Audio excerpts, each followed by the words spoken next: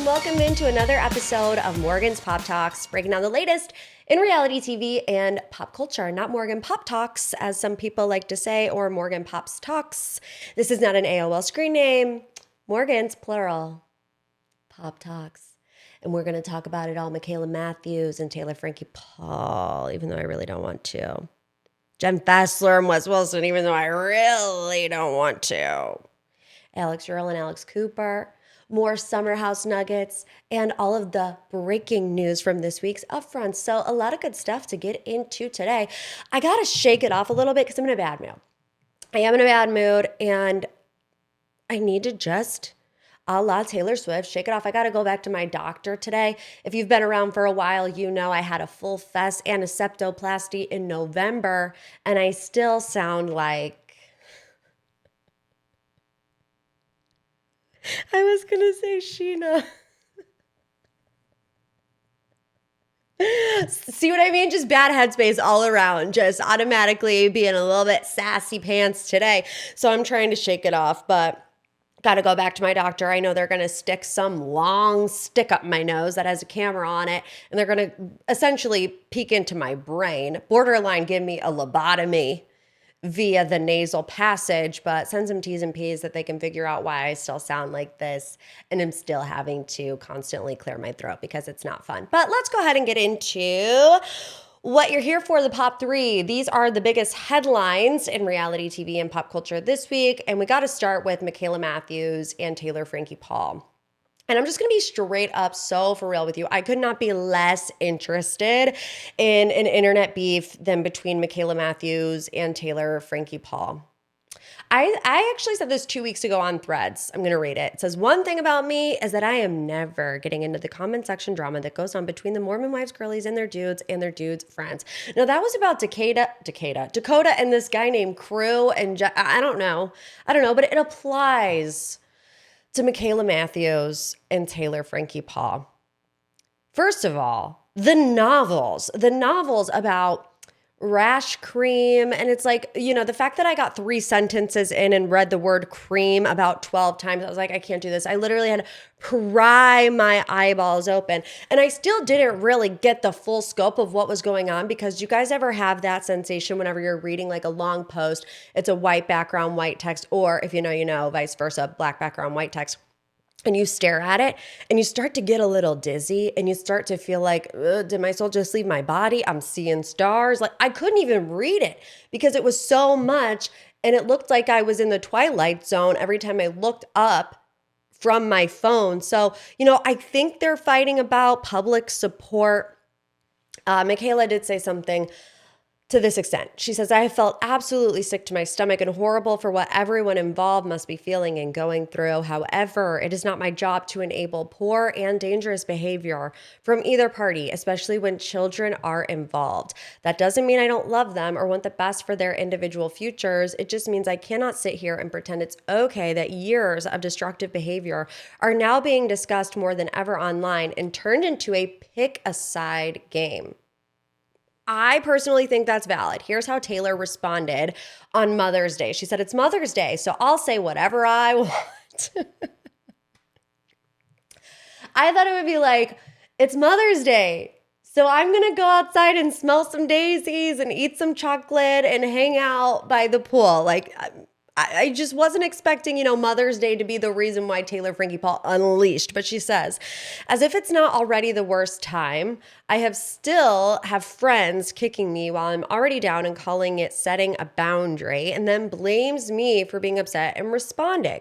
That's called shaming and attacking while I had a moment to breathe, and she knew that. Not once have I called myself a victim, but I'm human and have breaking points. What a snake friend just did to me in the public eye after everything she just witnessed, the lack of empathy and silence was loud enough. Okay. I'm like struggling to even wrap my head around it. But Mikayla said back to it, could probably write a book on everything I've had to say on this. Nothing I said denied that she's experienced pain, trauma, or difficult things. There's literally no question about that. 2 things can be true. Someone can be hurting and still hurt people around them in the process. That's true. She says, I never wanted to see her fail, suffer, or be canceled. It was about no longer wanting to publicly participate or normalize a cycle that was affecting everyone around it, especially where children and repeated violence were involved. I gotta say, for as much as I want to be out, I am in Mikayla Matthews' corner for this one. Nobody's downplaying what Taylor went through. I certainly don't think Mikayla, that was the intention on doing. I do think like the cream analogy kind of did that subsequently, but I don't think it was her intention to do that.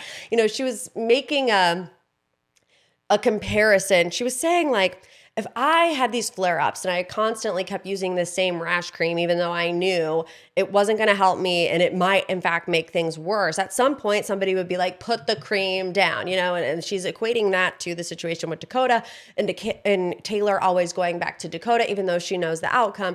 It's not that simple, right? There's obviously... It's so much deeper than that. There's much more layers than that. But I do think, you know, something that can't be overlooked is that, you know, there is a certain level of chaos surrounding Taylor.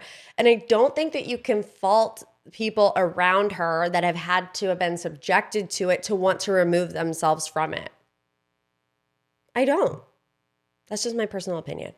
All right, let's talk about Jenn Fessler and West Wilson. Another one of those stories that I had to pry my eyeballs open because I was like, I cannot believe the words that I am having to read on my phone, on my laptop, on my threads, on everywhere. I was just like, West Wilson and Jenn Fessler? What is this? So this all started, again, over the weekend, supposed to be my time off, Ciara Miller. Anyways, she responded to Josh the RHONJ Stan on Threads. So Josh was recapping something that Jenn Fessler said when she was asked about West. This was his thread. Former Real Housewives of New Jersey friend of Jenn Fessler was asked by Page Six about the Summer House scandal tonight and said this about West. West is the cutest, sweetest golden retriever puppy dog. He does not mean any harm. He didn't mean it. He's just trying to have a good time. He doesn't want to hurt anyone. Give him a break. And Josh said, girl. Which, first and foremost, I feel like we have to rid ourselves of that mentality of, oh, well, he did it. And I'm speaking to the choir, myself included, you know, because I have been a long time advocate of West, what he brought to the show. I thought he brought a good energy. And, you know, the first go around with Ciara, I can admit, I was like, you guys, he didn't mean it. He's not good at relationships. He's not good with commitment. You know, I feel like you can tell but we can't be coddling these men anymore, okay? And this, like, calling him a golden retriever puppy dog, like, he's in his late 20s. He's going to need to stop being coddled by grown adults. And then Ciara responded and said, LOL, because they slept together too.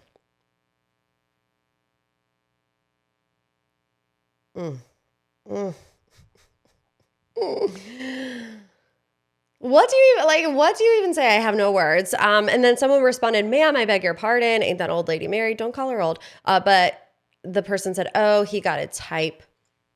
And Ciara said, that's what I thought, with the cartwheel emoji. MVP of the saga is the cartwheel emoji. It's taking on its own life. You know, it is. Carl is a mess. If Ciara sold merch with cartwheels on it, I'm sure it would sell out in 1 second. But Jenn Fessler responded, black background, white text with this crazy cursive font. Talk about looking up thinking you were in the Twilight Zone. I could barely read that. But she said, in all seriousness, and while I can't help but to be a little flattered, it is not nice, nor is it okay to post something categorically untrue or defamatory on social media, regardless of whatever rumors or apparent evidence led you to that conclusion. She says that's the definition of libel. If it were true, I would have no recourse. Because it's a lie, this can get more complicated. Having said that, I hope we can rectify this. It's enough now.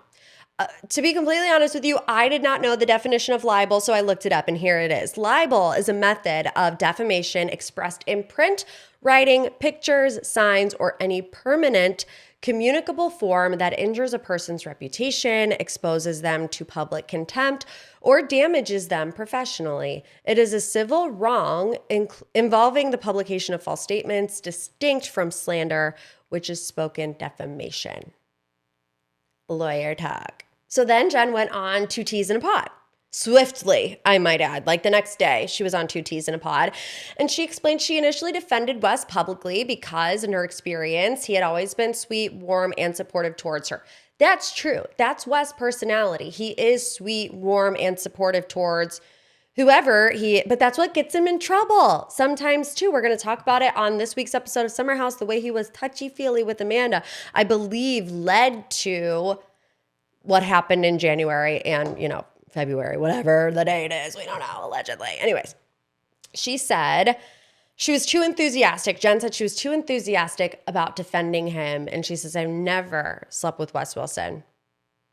Wes also posted on his story, news to me, at Jenn Fessler. When Wes immediately posted this news to me at Jenn Fessler on his Instagram story, I honestly wasn't thinking about the Wes and Jen of it all. I was thinking about how quick Wes was to shut something down. That was untrue, allegedly. We don't know. And it's just, if I would have known then what I know now, like you see how quick he was to get on his Instagram story and essentially say this did not happen. We were all waiting for that moment whenever the stuff with Amanda was first starting to bubble up, and it never came. And we were trying to convince ourselves that there were reasons for it. Oh, it's so ridiculous that they don't even want to acknowledge it. Or, oh, the show is still airing. So anytime people are talking about the show, any publicity is good publicity, right? But nope, he was swift to bring it in and shut it down. And we should have known. We should have known when that didn't happen that where there is smoke, there is fire. And of course, now all the stuff is coming out of the archives, videos, captions, pictures. And it's like, again, they had a flirty relationship. And I think that's Wes' nature. He is my dog. Every time I go to record this podcast, you guys, the Amazon guy comes. Okay, sorry about that. What was I saying? Oh yeah, there's like all these videos, pictures, captions that people are like, oh. And again, I think Wes Wilson is a flirty person by nature, but he's got to stop. He's got to have some boundaries. It's not okay. It lends itself to this type of stuff. Like if he doesn't want this type of stuff to be circulating out there, don't act this way.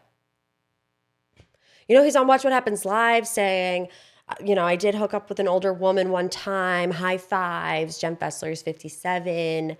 I don't know. And I don't want to know, okay? Can we leave it? I don't want to know. I will say, I was just a bit surprised that this is the moment that Ciara decided to jump in. I'm not going to say it was like a good or bad thing that she did that, because at the end of the day, it's her decision, and I'm not going to sit here and like scold her for it, especially because she's taken the high road on essentially every other part of this scandal. I guess that's why I was just surprised that like Jen caught the stray. I would assume that it would have been Amanda or anybody else, but Jenn Fessler, it's like, huh? What kind of parallel universe are we living in?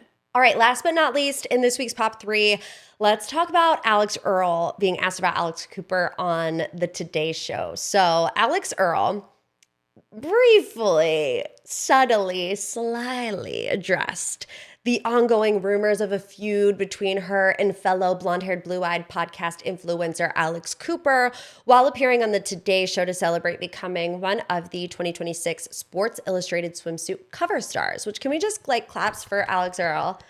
I mean, the trajectory that girl has been on is one to behold, right? Influencer, TikTok star, going on to being on Dancing with the Stars, going on to being a Sports Illustrated swimsuit cover model. And honestly, we love that for her. But during the interview, host Craig Melvin brought up the rumored online tension. And Alix Earle, she didn't bite. She says, I'm trying to keep things pretty positive today. Why ruin such a good day with something not so great? Let's keep the positive vibes going. Melvin continued to kind of push it. He said, is there legitimate contentiousness between you and her, or have things been exaggerated? And Alix Earle said, no, it's exaggerated. I love everyone. Was she being sarcastic? Yeah, probably. But this is the first time that she's really publicly been asked about it, besides responding via Instagram comments saying okay on it when Alex Cooper called her out. But I've seen people coming for Craig Melvin in the comment section about asking Alix Earle about the feud between Alex Cooper on the Today Show.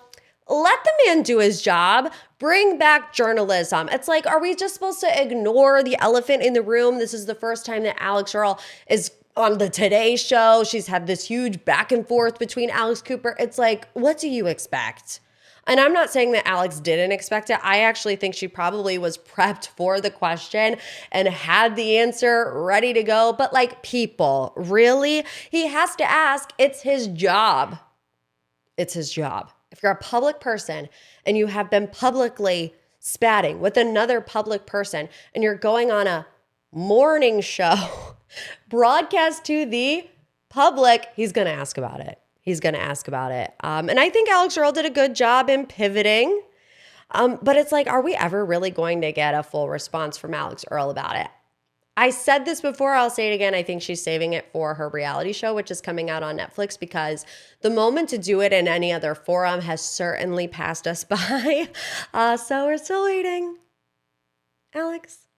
Okay, let's get into this week's deep dive. All things Summer House debrief. We're going to talk about the cast at the Vulture's Mastermind reality party. What is it? Vulture's reality Masterminds party. That's what it is. Because they had a lot of things to say. Plus this week's episode of Summer House. Plus, you know, they've been doing some press like Amanda and Kyle for In the City, which comes out next week. But let's start with the Vulture party.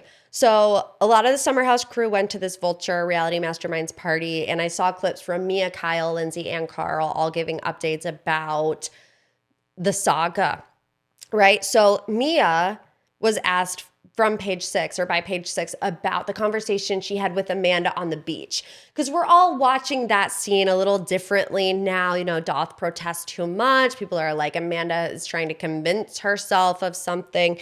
Mia can't get a word out. I talked about that a lot on the Patreon this week. But Mia said my spidey senses were tingling.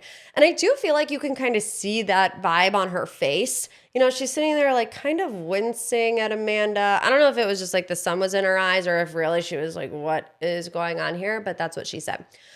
Kyle said that he sent West a very long voice memo because West had reached out to him saying, I'm not the type of person to hold grudges, but I've never really been through a situation like this before. He said he is trying to be there for Amanda, whose mental well-being is, you know, fragile. He's said that before, but he doesn't want to be a crutch for Amanda, which I do feel like he needs to be, I don't want to say careful of, but it's definitely giving that vibe, right? Whether it was his man on the street interview or anything he said in the press publicly, you know, he's quick to put, you know, I don't want to say more blame on Wes, but encourage people to put equal blame on Wes and Amanda. And, you know, there actually was at Upfronts a sneak peek of the Summer House reunion, and Kyle says, I want to focus on Wes' ease of lying, which I've never heard that phrase before, his ease of lying, but it's like, ooh, it just gives me like a little bit of the heebie-jeebies because there is an ease to it, I guess, right? But Kyle says also in this clip, we have cold, hard proof, facts, timeline, receipts, screenshots. I know I mixed up the order, but of West being in a serious committed relationship, I think he said since February of 2025. It's like, what?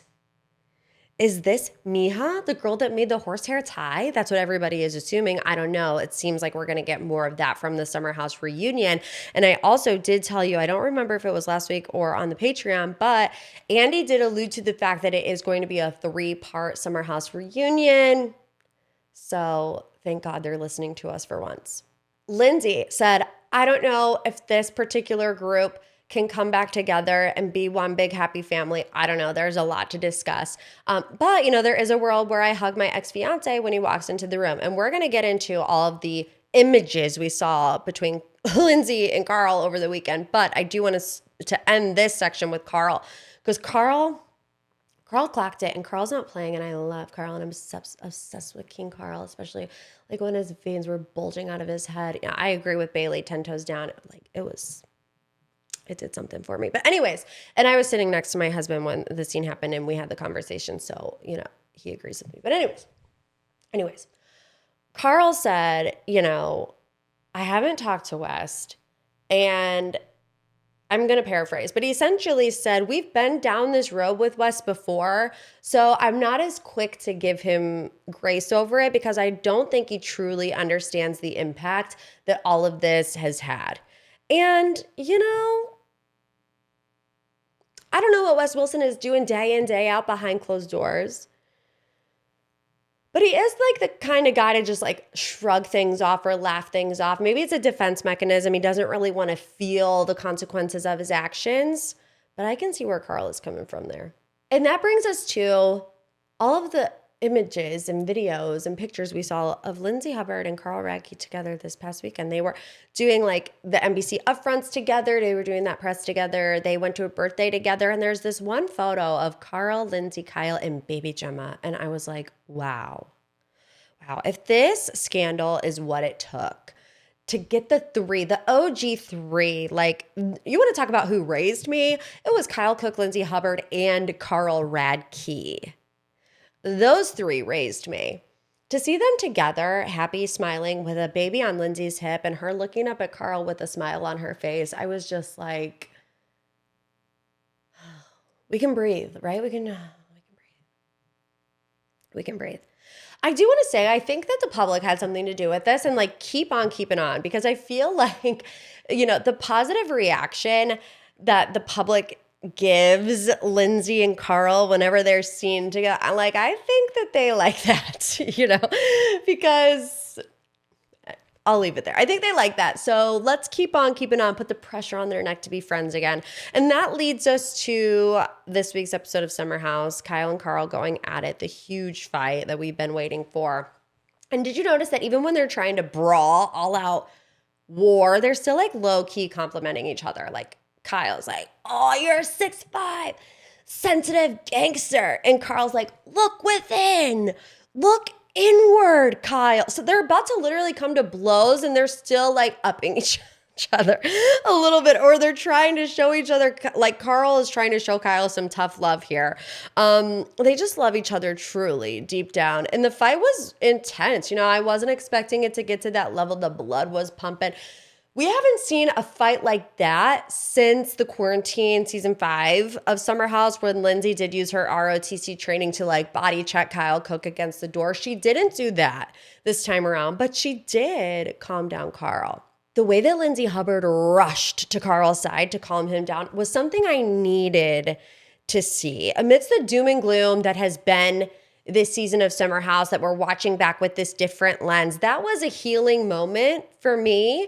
And I just want to say thank you to Lindsay and Carl in that moment. You know why? Because it was a gut instinct that Lindsay had. And you can't fake that. There's no way that anyone at that dinner table could have predicted the way that Freedom Dinner 2.0 was going to pan out. And even with all of the history between Carl and Lindsay, and even though they haven't even had that conversation yet, Lindsay's gut instinct when things really blew up was to find Carl and help him diffuse.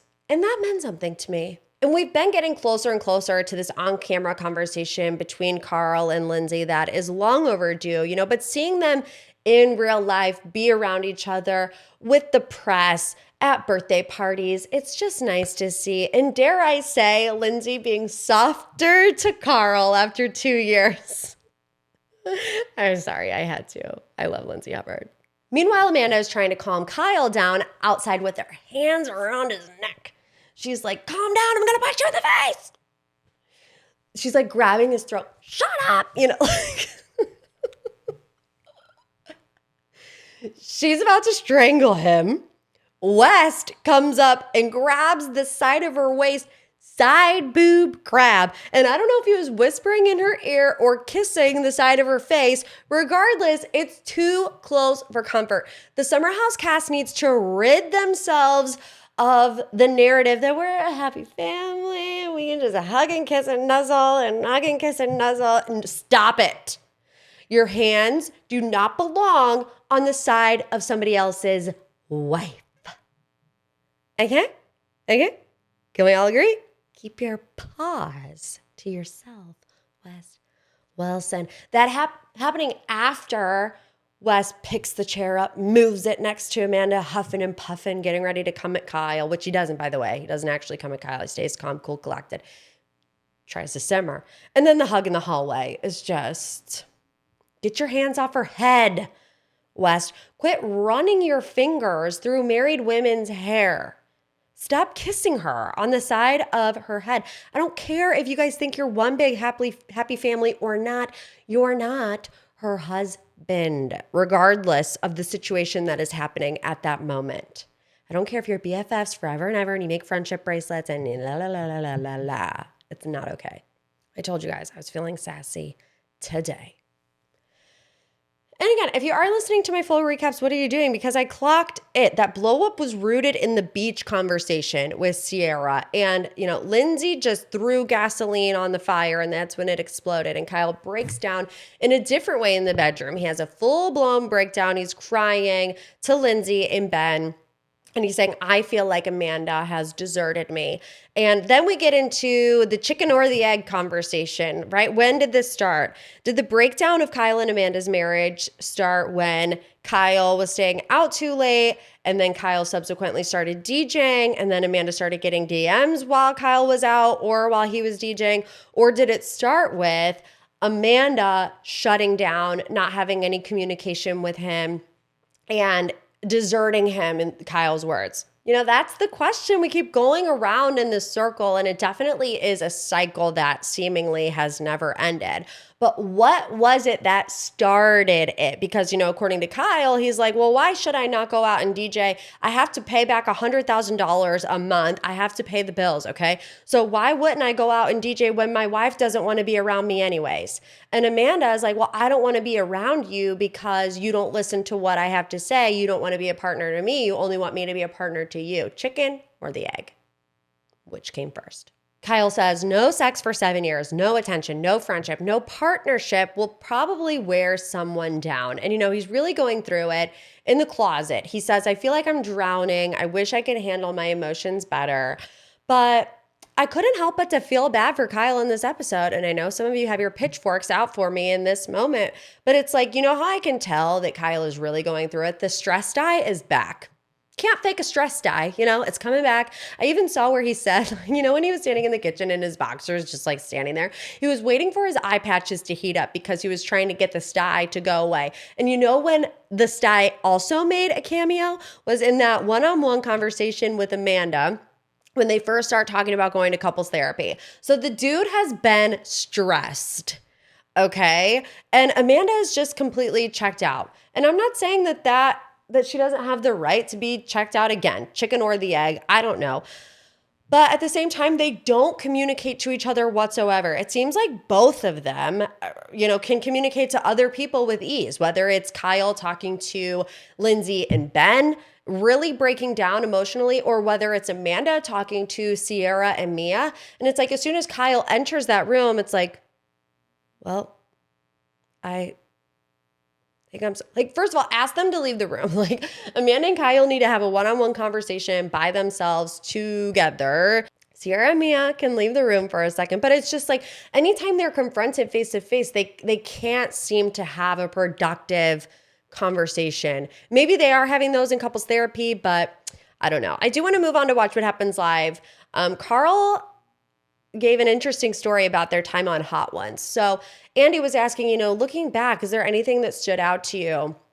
And Carl said, we filmed the Hot Ones thing, the majority of the cast, and Amanda was there and Wes was there. And this was when really everything was starting to bubble up.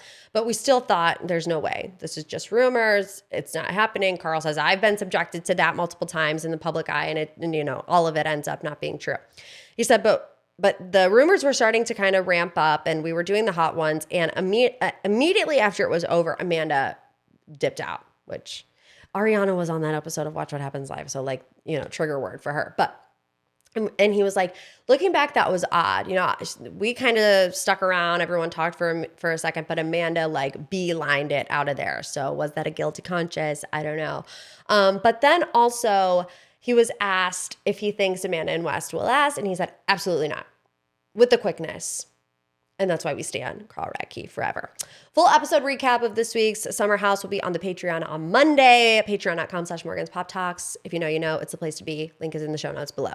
Okay, for final thoughts this week, let's talk about the NBCU Peacock Upfronts news. There was a lot of Bravo news. And, I feel like they did Upfronts for Fox, for Disney, but I didn't see any groundbreaking information to come out of those. But there was a lot in the Bravo sphere. So first of all, Ciara Miller and Tefi are hosting Aftersun for this season of Love Island USA. Congratulations. Big get. I don't know anybody who watches Aftersun. So I don't know if it's like a marketing ploy, to get people to watch Aftersun. It was Maura Higgins, but she is now going on Dancing with the Stars, which Ciara Miller is also going on Dancing with the Stars. But that had fans wondering, okay, well, if Ciara is holding it down on Love Island, is she going to be able to do Summer House? Because they seemingly film close together. But according to TMZ, she's going to do both, that there wasn't really a filming overlap. When is it? Love Island starts June 2nd, and then Summer House starts filming July 4th weekend. So in other Bravo news, Lisa Vanderpump is getting a new show, Vanderpump Rules, Lisa Las Vegas. And honestly, I'm like, is the real name of the show Lisa Las Vegas? It's Vanderpump Rules. Does it have to be Lisa Las? It's like,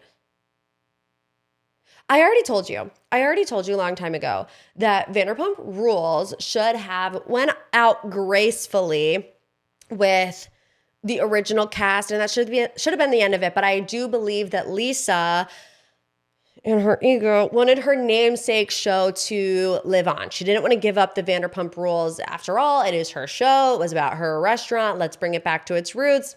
It was not involved at all in Upfront. So I don't know what that means. The reboot, anyways, I don't know what that means. But now she's going to Las Vegas. Lisa Las Vegas. It says Lisa Vanderpump has been ruling over the Las Vegas Strip for years now, with 3 hotspot restaurants serving up chic cocktails in her signature whimsical settings. Now she's expanding her Vegas empire through the opening of her high-profile namesake hotel. In this limited series, we follow the behind-the-scenes dash to make the property worthy of the Vanderpump brand.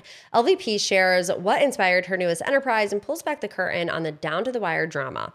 The series will culminate at the Vanderpump Hotel's lavish opening party with fan favorite Bravo celebrities celebrating the launch. So it's not necessarily people working at the hotel. It's like leading up until this moment. And I'm just like, how many shows? Lisa Vanderpump is just a spin-off factory, or the television show factory. She's got Vanderpump Villa, which when I first saw this, I was like, how is this going to be different to Vanderpump Villa? And I guess it's more of like, kind of giving like HGTV a little bit. I don't know. I'm good on Vanderpump shows. Can I say that? I'm good on Vanderpump shows. There's another new show coming out called Secrets, Lies, Texas Wives. It's a work.